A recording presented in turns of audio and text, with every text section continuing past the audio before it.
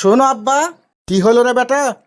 সকালে গোস্ত, দুপুরে গোস্ত, বিকালে গোস্ত, রাতে গোস্ত। আমি আর এত গোস্ত খাইতে পারবো না। আর একবার যদি আমাকে গোস্ত খাইতে দাও, তাহলে কিন্তু তোমাকে আমি ঘাড় ধাক্কা দিয়ে বাড়ি থেকে বাইর করে দেবো। খালাম্মা গো, ও খালাম্মা, দুইটা ভিক্ষা দাও গো। আমার খুব কষ্ট হয়েছে, আজ দুদিন হলো না খেয়ে আছি।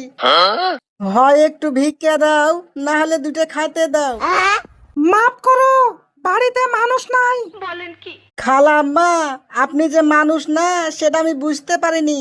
যদি 2 মিনিটের লেগে মানুষ হতেন। কি কপাল নিয়ে যে পৃথিবীতে এসেছো, একটা ভাতারও টিকলো না আমার। কি হয়েছে গো ভাবি? আর বলিস না রে বহিন, যাকেই বিয়ে করছি তার সাথে ছাড়াছাড়ি হয়ে যাচ্ছে। তুমি তো দেখে শুনে বিয়ে করলে, তাহলে ছাড়াছাড়ি হবে না কিসের লাগে? দেখে শুনেই তো বিয়ে করেছো না। কিন্তু মিনসের যে পাদের গন্ধ, ওই পাদের গন্ধর লেগেই ছেড়ে দিতে বাধ্য হয়েছি। আব্বা, আমি বিয়ে করতে চাই। মাপ চা, সরি বল। এর লেগে মাপ চাইবো আব্বা? তর্ক করিস নে, সরি বলতে বলেছি, সরি বল। কিন্তু আব্বা, আমার দোষটা কি? আমি কি করেছি? ওই সব আমি বুঝি নে, তুই আগে সরি বল। আচ্ছা ঠিক আছে আব্বা, আই এম সরি, আমাকে মাফ করে দাও। সাব্বাস বেটা, তুই এখন বিয়ের লেগে একদম ফিট। তো টেলিং শেষ।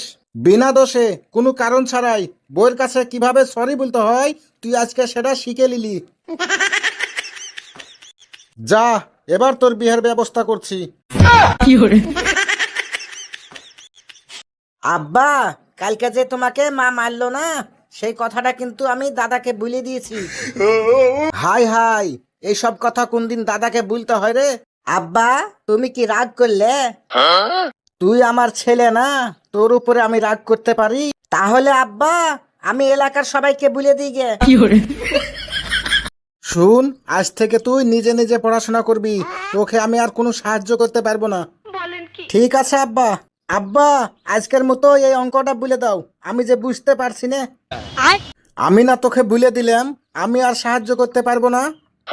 ঠিক আছে, তাহলে মোবাইলের গুগলকে আব্বা বানাই।